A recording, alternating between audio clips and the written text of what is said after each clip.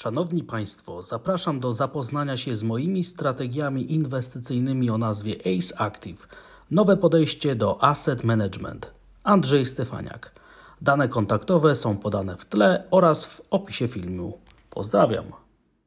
Witam o poranku. Czy to jest główny powód siły złotego? Bądź gotowy na godzinę 14.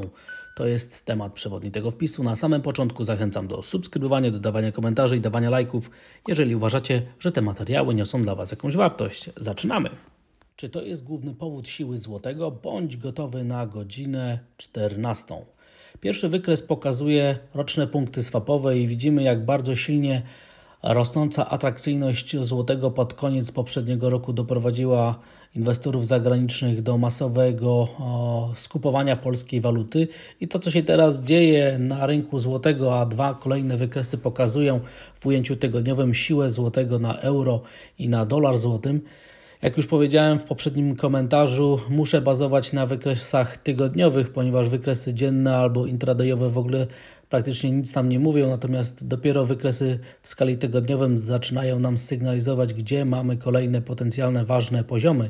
I ta fala umocnienia złotego z ostatnich tygodni jest naprawdę niezwykła i zaczyna przypominać to, co się działo 20 lat temu, a przypomnę, że 20 lat temu zaczęła się hossa pokoleniowa. Praktycznie 20 lat temu była ostatnia taka wielka fala wzrostowa wszystkiego, co należało do Polski, co wiązało się z polskimi aktywami. Było to pokłosie przede wszystkim tego, co się dzieje na amerykańskim dolarze, na eurodolarze, czyli wzrostów eurodolara, sytuacji Polski, czy wejścia Polski do Unii Europejskiej, pierwszych przepływów kapitału do naszego kraju. No i przede wszystkim ten wpływ eurodolara na złotego był tak ogromny, że to on doprowadził do gigantycznej fali umocnienia krajowej waluty, która trwała przez 3-4 lata i moim zdaniem jest bardzo prawdopodobne, że teraz ten schemat się powtórzy, ponieważ amerykański dolar na eurodolarze także ma potencjał ku temu, żeby odwracać cały długoterminowy trend na rzecz trendu osłabienia amerykańskiego dolara, który może potrwać parę lat. Dlatego też bez względu na to, co się wydarzy w Polsce, bez względu na geopolitykę, drodzy Państwo, bez względu na stopy procentowe w Polsce, stopy podatkowe i realizowaną politykę gospodarczą, złoty ma szansę być kupowany, ponieważ główna para świata ma ochotę na długoterminowy trend wzrostowy. Jeżeli teza ta się potwierdzi, będziemy wkrótce świadkami kolejnej fali presji na rzecz umocnienia krajowej waluty. Ale są także czynniki lokalne, które jeszcze bardziej wzmacniają tezę o aprecjacji krajowej waluty. I dzisiaj o godzinie 14 poznamy przez ekonomistów uważany za jeden z głównych powodów presji na rzecz umocnienia złotego w takiej skali nieco mniejszej, czyli w skali średnioterminowej, i ma być to zmiana z deficytu na nadwyżkę na rachunku bieżącym. W ostatnich miesiącach mamy znowu nadwyżkę na rachunku bieżącym, czyli generalnie mówiąc wprost, mówiąc krótko, więcej walut do Polski wpływa niż wypływa. I jeżeli się okaże, że dzisiaj danych za kwiecień znowu będziemy mieć nadwyżkę, im wyższa nadwyżka, tym lepiej. W takiej sytuacji może być to znowu powód do tego, żeby złoty był kupowany w skali mocniejszej niż wcześniej zakładano. Dlatego też im większa ta nadwyżka względem prognoza, prognoza to jest 1,6 mld euro, to większy nacisk na krajową walutę i to bez względu nawet na to, co się będzie działo w ujęciu intradayowym na eurodolarze. I czy to jest główny powód siły złotego? Teraz w tej fali, która trwa od kilku tygodni, zobaczymy dzisiaj o godzinie 14. Bądźmy gotowi na to, co się wydarzy i obserwujmy, jakie są wyniki rachunku bieżącego dla naszego kraju, czy ta nadwyżka jest wzmacniana i także czy rachunek związany z bilansem handlowym także jest na plusie. Im wyższe są te dodatnie wartości, zwłaszcza jeżeli przekroczą prognozy, tym mocniejsza może być siła krajowej waluty i zobaczymy po godzinie 14, czy inwestorzy naprawdę wierzą w to, że teraz głównym motorem napędowym siły krajowej waluty jest zmiana na rachunku bieżącej z deficytu na nadwyżkę, więc bądźmy gotowi na dużą zmienność. Ja osobiście uważam, że w długim terminie przede wszystkim przeważa to, jaki jest trend na eurodolarze, natomiast przywiązuję także dużą wagę i jestem zdania, też tego, że ten rachunek bieżący w nieco krótszym terminie niż długi, czyli w średnim, ma bardzo duże znaczenie dla siły krajowej waluty i sprzyjam tezie, że ta nadwyżka na rachunku bieżącym także jest jednym z głównych powodów siły złotego. Bądźmy gotowi o godzinie 14 na dużą zmienność. Rachunek bieżący, bilans handlowy to jest jeden z tych głównych czynników, który sprawia teraz siłę i moc krajowej waluty. Inwestorzy napływają do naszego kraju, lokują swój kapitał, zwłaszcza w polskich obligacjach, co widać bardzo ładnie, oraz także na giełdzie papierów wartościowych. Wczorajsza końcówka sesji przyniosła nam co prawda negatywne zjawiska na futures na WIG20, natomiast cały czas utrzymujemy się nad poziomem 2000 punktów, dlatego też jeżeli siła krajowej waluty będzie występowała, to spodziewam się nawrotu do tendencji wzrostowej, jako że sesje na Wall Street, na indeksach giełdowych są optymistyczne, więc spodziewam się także wzrostów indeksów giełdowych w Warszawie i ruchu w kierunku poziomu 2400-2500 w perspektywie średnioterminowej, czyli w perspektywie następnych tygodni i następnych miesięcy. Sytuacja sprzyja właśnie temu, żeby giełda papierów wartościowych, zwłaszcza te duże spółki, które zachowują się generalnie najlepiej, żeby były teraz motorem napędowym hossy na całej warszawskiej giełdzie papierów wartościowych. Natomiast na rynku światowym także dzisiejszy dzień będzie oznaczał się wielką zmiennością. Rynek będzie skupiony na tym, co się wydarzy. Przede wszystkim na danych o inflacji ze Stanów Zjednoczonych. To są kluczowe dane o godzinie 14:30, ale wcześniej poznamy dane z Niemiec, finalne o majowej inflacji. Poznamy wskaźnik ZEW za czerwiec, to są pierwsze czerwcowe dane, mogą one mieć duże znaczenie. No i te dane o inflacji w Stanach Zjednoczonych, zobaczymy jaka będzie różnica, czy procesy dezinflacyjne postępują. Widzimy mediana prognoz to jest 4,1, więc rynek naprawdę spodziewa się, że procesy dezinflacyjne będą postępowały, a jako że szczyt inflacji w Stanach Zjednoczonych był w poprzednim roku w czerwcu, więc dane, które teraz się pokazują, dane, które poznamy za miesiąc, będą pokazywały nam maksymalny efekt bazy, czyli ten czynnik statystyczny, który teraz sprzyja spadkowi inflacji, będzie maksymalnie sprzyjał temu, żeby procesy dezinflacyjne zachodziły. Natomiast zobaczymy, gdzie ten efekt bazy nas zaprowadzi. Na chwilę obecną wygląda na to, że w Stanach Zjednoczonych jest szansa na spadek inflacji poniżej 4% w perspektywie następnych tygodni, czyli w perspektywie czerwca i będziemy się tego trzymać. Patrzymy także na zachowanie core inflacji w Stanach Zjednoczonych, także ona ma mieć tutaj trajektorię spadkową do poziomu 5,2 i na wykresie bardzo ładnie widać, jak ten szczyt w czerwcu został zarysowany. Pamiętamy także, że przesunięcie szczytu inflacji w Stanach Zjednoczonych względem tego w Europie ma długość około 4-5 miesięcy, dlatego też te procesy, które teraz obserwujemy w Stanach Zjednoczonych, czyli bardzo dynamiczne spadki inflacji, będą kulminowały w Europie mniej więcej we wrześniu, w październiku i wtedy spodziewajmy się takich samych zjawisk w Europie na danych o inflacji, jak teraz w Stanach Zjednoczonych. I widzimy także tutaj, jak bardzo wpływ polityki monetarnej i oczekiwań co do stóp procentowych wpływa na zachowanie inflacji.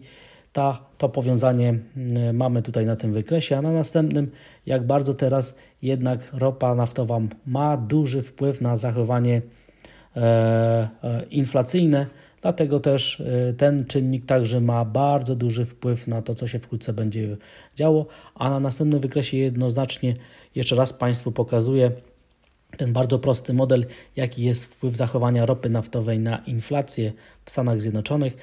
Jako że w maju inflacja bardzo wyraźnie spadała, dlatego też jest bardzo duże prawdopodobieństwo, że i inflacja zachowa się podobnie, czyli jest duża szansa na to, że osiągnie ona prognozy, bądź też będzie niższa niż prognozy. A jako że początek czerwca także przynosi spadki ceny ropy naftowej, więc jest także duże prawdopodobieństwo, że i te czynniki związane z zachowaniem cen surowców będą wpływały pozytywnie na spadek inflacji także w czerwcu, a te dane poznamy w lipcu dla Stanów Zjednoczonych. Sama ropa naftowa, jak widzimy, utrwala się poniżej poziomu $70, ale za każdym razem pamiętamy, że spadek poniżej $70 spowodował wydźwignięcie i to takie dynamiczne nad poziom 70.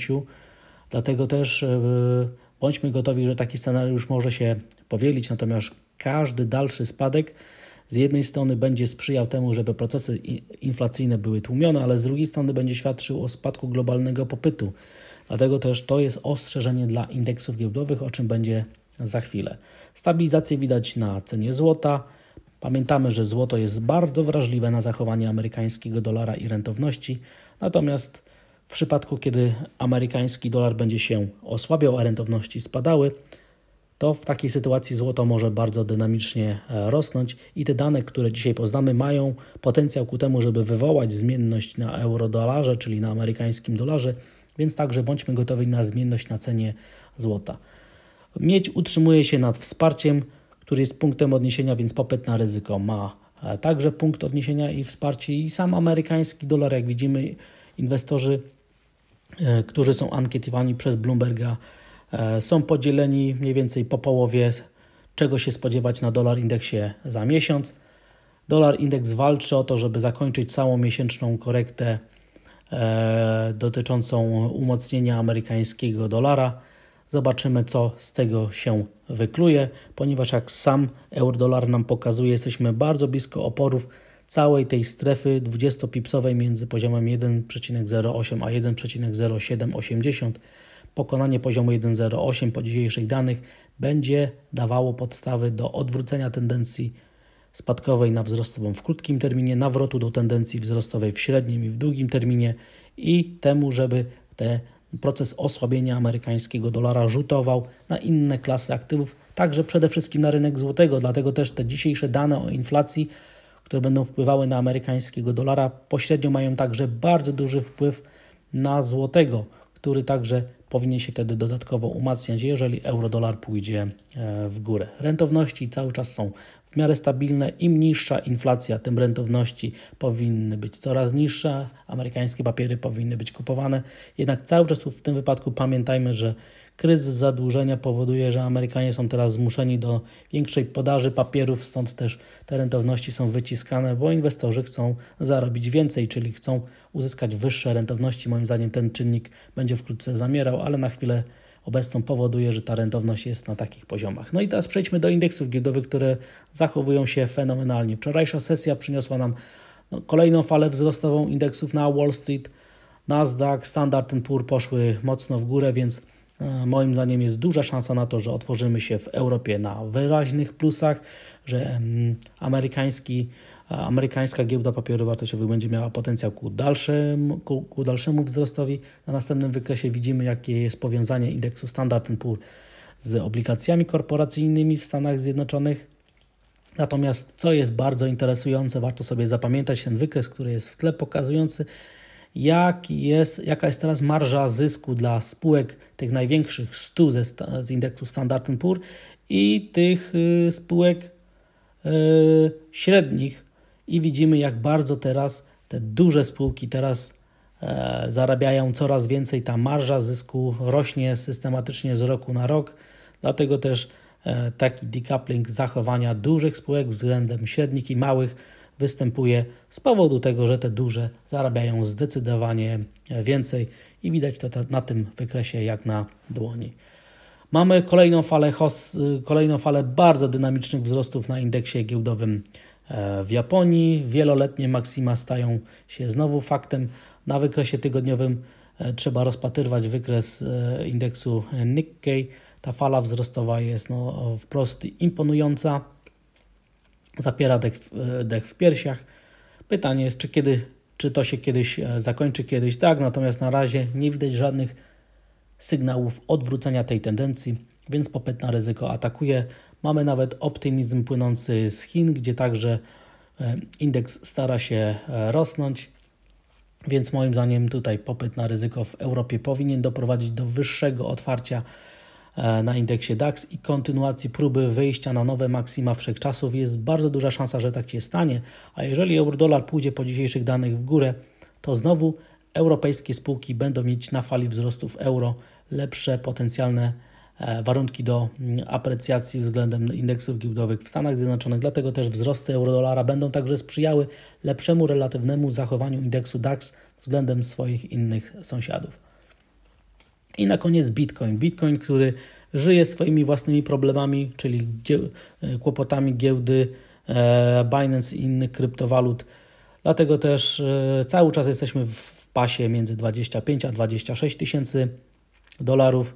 Konsolidacja trwa, na razie nic nowego tutaj się nie dzieje. Czekamy na następny impuls. No i jesteśmy, musimy się uzbroić w cierpliwość, by wyczekać tego, co się dalej będzie tutaj działo na tej kryptowalucie, ponieważ wygląda na to, że taka zanikająca zmienność wkrótce nas wynagrodzi mocniejszym impulsem. Myślę, że walka o wsparcie sprzyja popytowi na ryzyko, ponieważ gdyby wsparcie nie działało, już dawno bylibyśmy zdecydowanie niżej. Ale zobaczymy, czy ten popyt na ryzyko będzie także odzwierciedlony na zachowaniu kryptowalut. A jakie jest Twoje zdanie dotyczące tego, jakie są główne powody siły złotego? Wyraź swoją opinię w komentarzu. Zobaczymy, jakich opinii jest więcej, tych przeciwko złotemu, czy też na rzecz złotego. Dziękuję za odsłuchanie tego materiału. Zachęcam do subskrybowania, dodawania komentarzy i dawania lajków, jeżeli uważacie, że te materiały niosą dla Was jakąś wartość. I widzimy się i słyszymy dzisiaj po południu. Wszystkiego dobrego i życzę dzisiaj dużej, dodatniej stopy zwrotu. Pozdrawiam.